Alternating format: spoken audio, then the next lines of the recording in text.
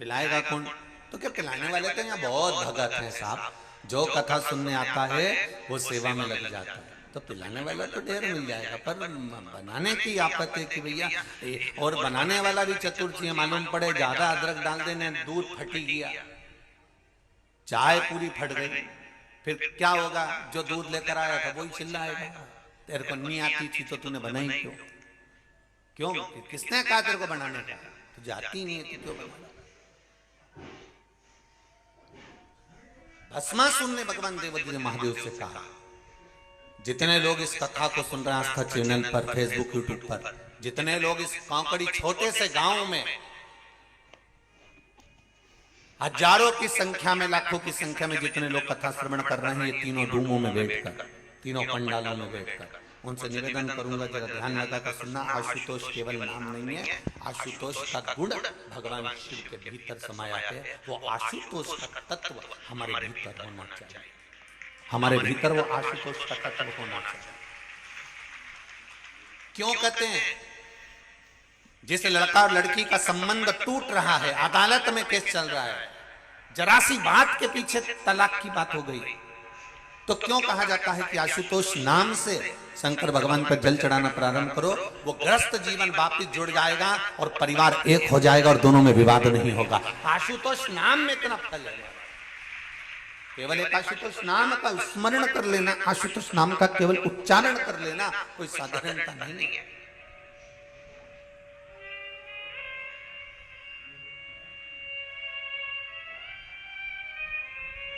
जब बहुत क्लेश,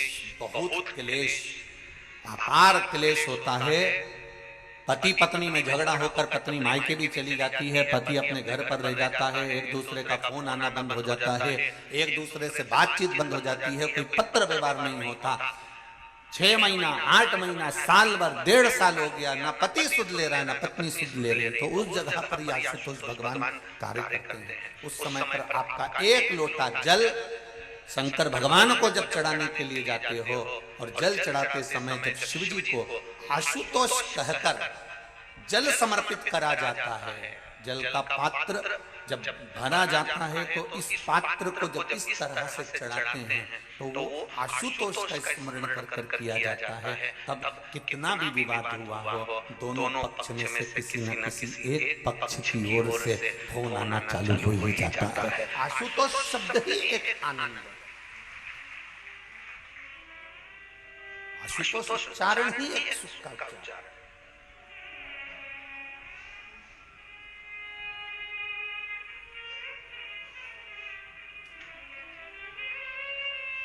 भस्मासुर ने पूछा मेरे लिए सेवा? शिव जी ने कहा क्या सेवा दूं तेरे को? पार्वती जी बोली कोई तो सेवा देना पड़ेगा, आपका भक्त है, भजन कर रहा है, पूजन कर रहा है, अब इतनी दूर से आए लोग और पूछे कोकड़ी में आने के बाद हमको सेवा बताओ, तो जो बोले ना साहब सेवा बताओ, सेवा बताओ, सेवा बताओ, कोई ऐसी सेवा बताओ साहब कि वो सेवा के लिए फिर सोचे कि दादा बड़े गजब फंसे रे, बड़े गजब फंसे। पर लोगों को सेवा कहाँ चाहिए? हमें मंच की सेवा दो, हमें स्टेज की सेवा दो, हमें फूल माला की सेवा दो, हमें पंडाल की सेवा दो, हम सीटी बजाएं, सबको बिठाएं।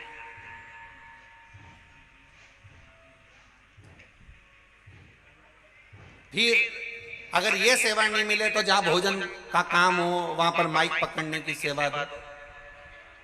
ये सेवा नहीं बने तो फिर हमको जो है सबको भोजन परोसने की सेवा दो। और उससे भी बड़ी सेवा कही कि हम बर्तन यहाँ से हम लोगों से कहेंगे बर्तन उठा के वहां रखो, प्लेट उठा के वहां रखो, तो ये सेवा हमारी। अब इतनी बड़ी बड़ी सेवा लोगों ने ले ली, फिर इससे जो बड़ी सेवा है कि साहब, इससे बड़ी जो सेवा है कि साहब वो देख के आओ पूरे पंडाल में कहीं गंदगी तो नहीं है, कहीं कचरा तो नहीं पड़ा, तो इतने में वो कह देगा बताओ, हमें बोल रहा है कचरा देखने का, हमें बोल रहा है गंदगी देखने के लिए, सारी अच्छी अच्छी सेवा इनको दे दी और वो सेवा हमको दे दी। और देखा जाए शिव महापुराण की सबसे बड़ी सेवा है कि जहां कथा सुनने बैठे हो वहां कोई गंदगी तो नहीं है, वो भी हमें ही दे देना। स्वच्छता का ध्यान रखना भी हमारा फर्ज है। स्वच्छता का ध्यान हमारा तब भस्मासुर ने कहा मुझे सेवा बताओ। पार्वती जी बोली बताओ उनको सेवा बताइए, आप सेवा कीजिए देव को सेवा। तब भोलेनाथ जी ने एक सेवा दे दी कि मैं रोज भस्म लगाता हूँ, तू मुझे मुर्दे की भस्म लाकर दे दिया करना, बस इतनी सेवा तू मेरी कर। अब भस्मासुर ने कहा प्रभु बात क्या सेवा दी है, बहुत बढ़िया सेवा है, बताओ कहीं का होता तो कह देता बताओ मुर्दे की भस्म लेने दे मेरे को, पर भगवान ने कहा तू मुर्दे की भस्म ढूंढ के ला। अब ये रोज जाता मुर्दे की भस्म लेकर आ जाता, रोज जाता शमशान से मुर्दे की भस्म लेकर आ जाता, रोज जाता मुर्दे की भस्म लेकर आ जाता। साल निकल गए, अब कोई जरूरी है कि रोज कोई मरेगा।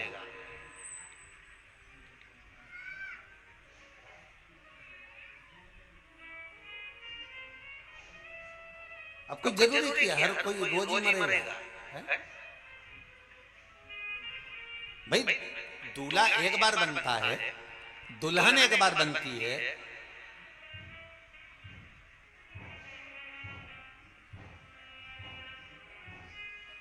तो कोई जरूरी है कि हर बार दूल्हा दुल्हन बने वो?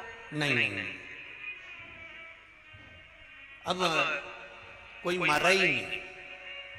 भस्मासुर ने अपनी पत्नी से कहा आज सवेरे से घूम रहा हूं पर कोई मुर्दे की भस्म ही नहीं मिली नहीं।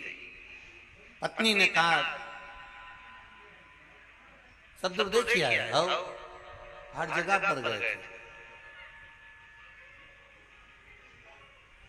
सब जगह हुआ है हाँ, पर मुर्दे की भस्म ही नहीं मिली। पत्नी बोली मुझे लग रहा है लोगों ने मरना बंद कर दिया है, मुझे ऐसा महसूस हो रहा है। पति ने कहा भोलेनाथ जी को सवेरे सवेरे भस्म लगती है, भस्म का श्रृंगार होता है, भस्म नहीं मिलेगी तो भोलेनाथ जी के पास में मैं कैसे जाऊंगा, उनने मुझे सेवा दी है। अब धर्म पत्नी तो धर्म पत्नी थी, ऐसी चतुर धर्म पत्नी सबके पास होना चाहिए, ऐसी चतुर।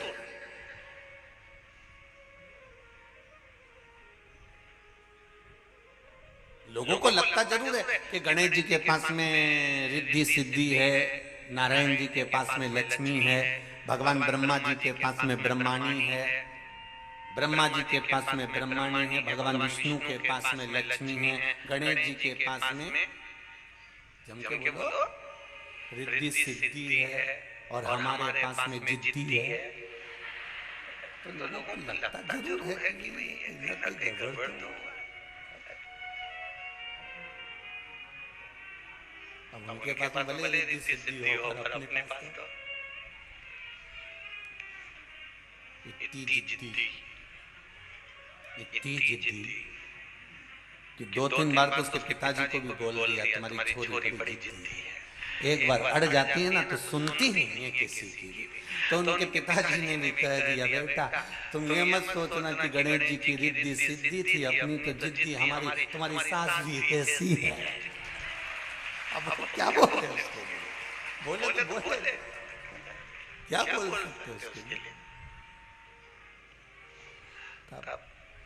जमाई ने भी सोच लिया ससुर तो खुद बेचारे परेशान है, और ईमानदारी की बात है तुम खुद देख लेना अपने अपने ससुराल जाकर, जितनी सास की चलती है उतनी ससुर तो बेचारा लकड़ी की कुर्सी पे बैठा।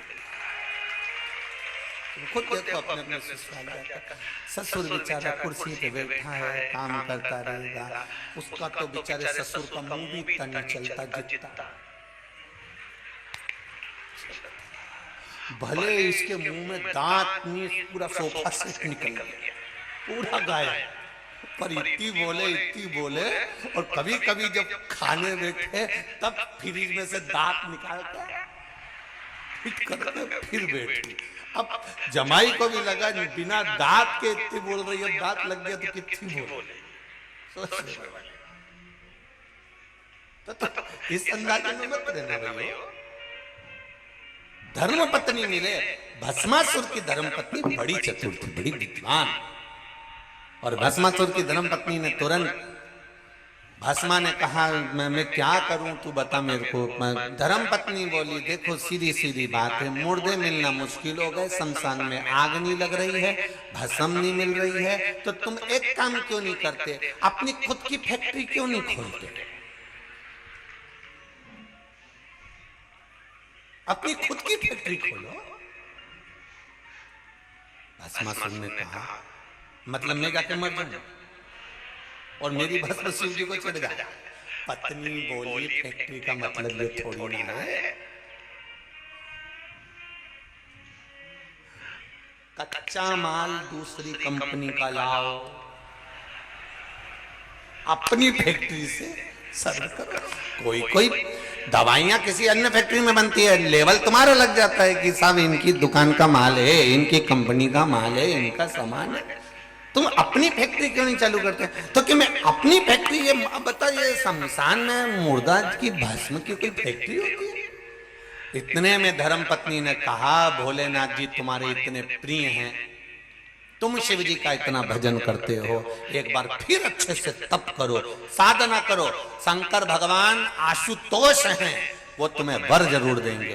तो वर क्या मांगना है, तो केवल फैक्ट्री मांगना, तो फैक्ट्री क्या, तो धर्म पत्नी कहती है बस इतना मांग लेना कि तुम जिस पे हाथ रखो वही भस्म, रोज ताजा ताजा भस्म कंपनी की तैयार, रोज तैयार, अपनी खुद की फैक्ट्री, सवेरे से उठना किसी पे भी रात तैयार, महादेव को दिया। इतने में भस्मासुर ने कहा क्या गजब की बुद्धि है तेरी, क्या गजब की बुद्धि। अब इसको इतनी सी अकल नहीं आई कि अगर सुबह से उठ के इसने तेल पे धर दिया तो तू तो गई।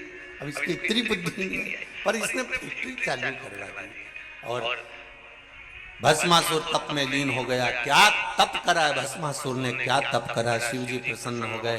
क्या बात है भस्मासुर, प्रभु मैं बड़ा दुखी हूँ। शंकर जी ने पूछा क्या दुख आ गया तेरे को। प्रभु आपके लिए भस्म नहीं ला सकता क्योंकि मुर्दे ही नहीं मिलती हैं, तो मैं जली हुई भस्म कहाँ से लाऊं। शंकर भगवान बोले तो फिर क्या करेगा, बस आप मुझे वर दे दो, मैं जिस पे हाथ रखूं वही भस्म हो जाए, इतनी कृपा कर दीजिए बस, और कुछ नहीं, जिस पे हाथ रखूं वो भस्म। शंकर भगवान ने कहा तथास्तु, ये अपने घर चले गए। धर्मपत्नी ने पूछा क्या हुआ, भगवान शंकर प्रसन्न हो गए, आओ उन्होंने वर भी दे दिया, जिस पे हाथ रखे वही भस्म। धर्मपत्नी बोली पहले एक आध बार फैक्ट्री की मशीनों को ऐसे चला के देखना पड़ता है, काम कर रही कि नहीं कर रही। तो पति ने बोला क्या, शिवजी बहुत चतुर हैं, तुम्हें इतनी जल्दी भस्म होने का आशीर्वाद नहीं दे सकते, ये मैं गारंटी देती हूँ। इतने में पत्नी ने जैसे बोला तो पति बोला तू ऐसा मत बोल, वो महादेव हैं, ऐसा हो नहीं सकता कि वो मुझे वर नहीं दे सकते, वो तो वर देते। नहीं नहीं, तुमने प्रैक्टिकल करके देखा है कहीं, हाथ रख के देखा है तुमने कहीं।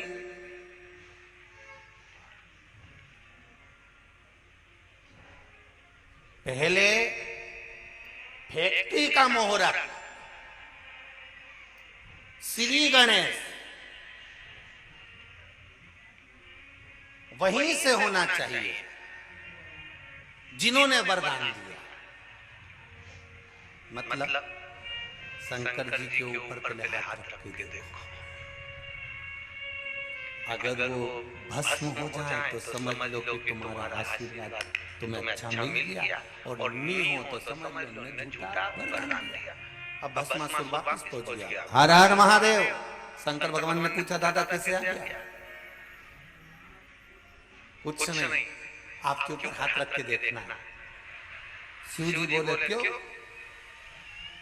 शंकर भगवान बोले तू मेरे ऊपर हाथ क्यों रखना चाहता, बस मुझे देखना है कि आपने जो भस्म का आशीर्वाद दिया वो सही है कि गलत है। क्योंकि सुबह सुबह मालूम पड़े मैं गया ब्रह्म मुहूर्त में मैंने जाकर किसी के ऊपर हाथ रख दिया और वो भस्म ही नहीं हुआ और मालूम पड़े तुम्हारे लिए भस्म लाना है और मिली नहीं तो फिर मैं क्या करूंगा, इसलिए मैं तो आज ही प्रैक्टिकल करना चाहता हूँ। शंकर भगवान बोले क्या करेगा, बस आप पर हाथ रखूंगा। शिव जी ने बोले मैं अब भी नंदी को बुलाता हूँ।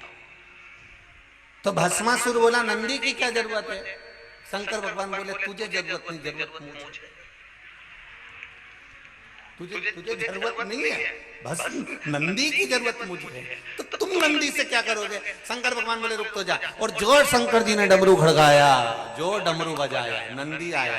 शंकर भगवान बैठे नंदी पे और नंदी पे बैठे और नंदी से बोले ऐसी जगह ले जा जहां भस्मासुर नहीं आया। प्रभु कारण क्या। शंकर जी ने कहा मैंने भस्मासुर को वर दे दिया कि जिस पे हाथ रखेगा वो भस्म हो जाएगा, वो मेरे ऊपर रखने आ रहा है। इतने में नंदी तो पहले ही भाग ली, सबसे आगे नंदी और पीछे मेरे देव अधिदेव महादेव। शंकर जी ने कहा नंदी कहां जा रहा है। नंदी बोले प्रभु रुको, पूरे घर के लोगों को बता के आ रहा हूं कि भस्मासुर जहां मिले तो दूर हट जाना, इसके बाद तुम्हारे पास आ रहा हूं। सबको किया।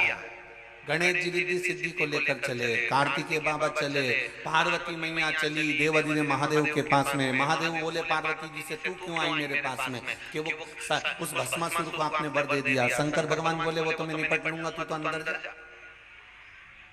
तू चिंता मत कर। शिव जी अब नंदी के साथ भागे।